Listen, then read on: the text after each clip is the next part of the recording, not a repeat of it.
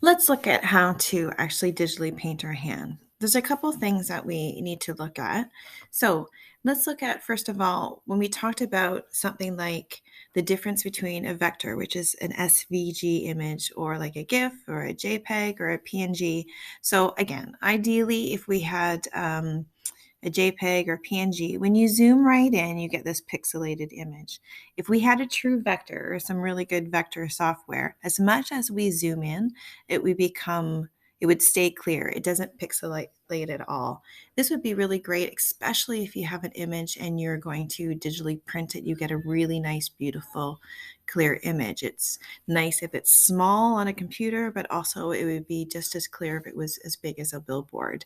Um, Now, again, the software and everything that we're using isn't true vector images, and even Clecky will transfer it back to a JPEG or a PNG.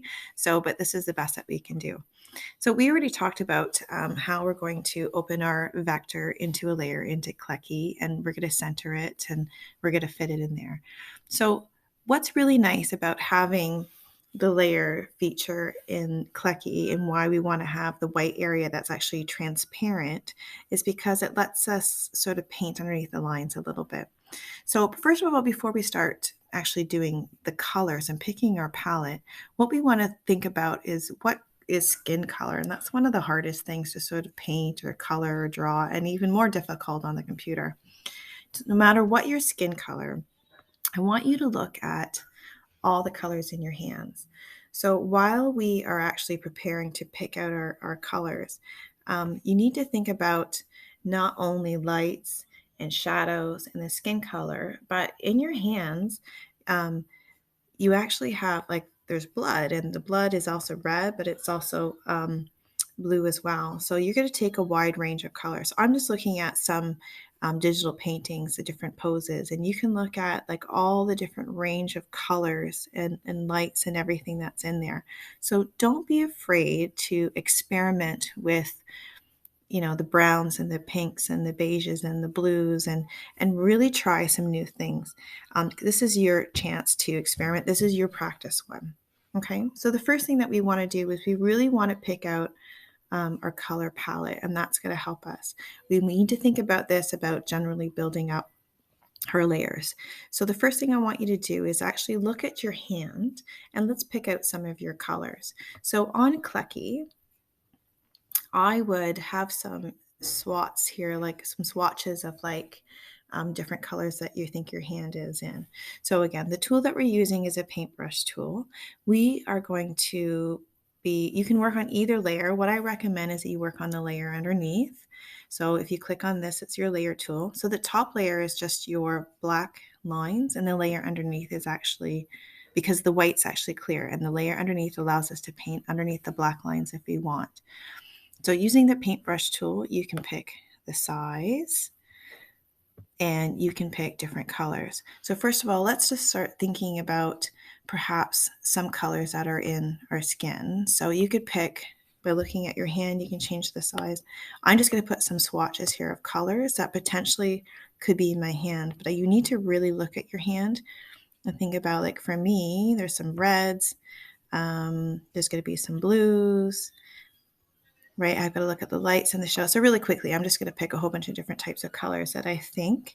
Now we can also play around with the transparency of some of these colors. Something else I want to show you is this is the eyedropper tool. So if I want to go pick this particular color, so say I really like that one, I can hit the eyedropper tool and I click it, and it's going to find that color for me again, so I don't have to keep sort of looking everywhere. So this is a big challenge. The hardest thing is just trying to find your colors. So say I'm going to start off with that color there. I'm going to hit the color picker tool. Say I'm going to start with this one. So you can go ahead and you can start painting. But again, because we're painting on the layer underneath, you see how it actually allows us to paint underneath the lines. Another option that we have is that we can use a paint bucket tool. And if we wanted to, I'm going to pick this color, because really my hand isn't made out of black outlines. If I wanted to, I could actually just click on the lines and I could change the outline color. If I go on the top layer, it would change all of the actually color of the outlines, which might even be an idea as well. Okay, so you would have to pick on all of those. I'm going to go back to my paintbrush tool, and I'm going to make sure I've got that color again, and I'm just going to keep painting away. But I'm going to paint away on the layer underneath. That way I can always have those lines as my reference and I can add them. So you're going to play around with it. I'll just do something really fast. You don't need to watch me paint. If there's anything, I can always erase anything later. So go ahead and play. You have your drawing tablet. So again, I want this to look realistic. Now, when I'm on my paintbrush tool, I can also play around with some of the darkness, the highlights, the shadows. The opacity tool is a see-throughness, and this might allow me to really play around with maybe some of the shadows underneath it. So definitely right here, probably might be darker. So you just got to take your time and build up shadows. You might want to think about, okay, which parts are more red, right? You can change the different sizes. The opacity kind of works like if you were using like watercolor paint.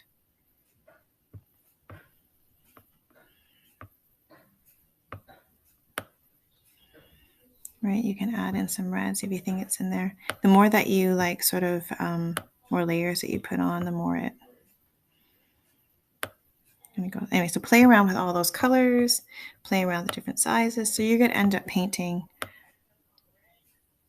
your whole hand as realistically as possible. Okay, so I'm not doing a great job. I'm just trying to be fast here for you. Okay, you see there's definitely going to be some blues in there because you have veins, right? So if you start with your base color and get some colors in there, it's going to all come together. So keep playing around with that. Now, most importantly, if you are not finished and you want to come back to this, then you need to make sure that you want to preserve those layers because that's really important. Having that layer, those two layers here will let you do what I showed you. So say you're not finished and you want to come back to this another time, you want to go to File, and you don't want to save it as a PNG, you want to save it as a PSD. So that saves it as layers. If you're finished, you see how it automatically saves it? If you are finished, before you're finished, you want to get rid of this here. There's an eraser tool, and you can change the size of your eraser, and you can just erase all these colors here for you. So then you have your final image. Okay, everything's a bit laggy because I'm recording. So if I was finished this, I could go to File and I want to save it as a PNG. And that collapses all the layers and it saves it as a final image. Now, if I was going to come back to this then, say I'm not finished, I want to come back to it tomorrow. I'm going to open up that PSD file that I uploaded, but you have to open it a little differently. So it's not a big deal, but let me just show you how you would open it. Because you're opening up that PSD file, and normally whenever we start up, a digital image, we would make sure that we do it as layers, and everything's really laggy. The only difference is when I open up that PSD layer, I'm going to open my file. PSD is actually a Photoshop file. So if we had Photoshop, we could actually open it with that, but we don't. This is my PSD file that I did. I want to open it. If I actually open it as an image, it will give me the layers.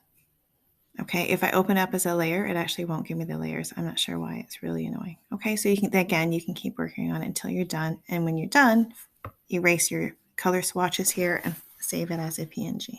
So this is your practice one. So try some new things, take some risks. A few other things you can undo, you can zoom in, you can zoom out. Okay, you can use the hand tool to move your hand around, ironically. Okay, so that should help you finish your image. Okay, good luck.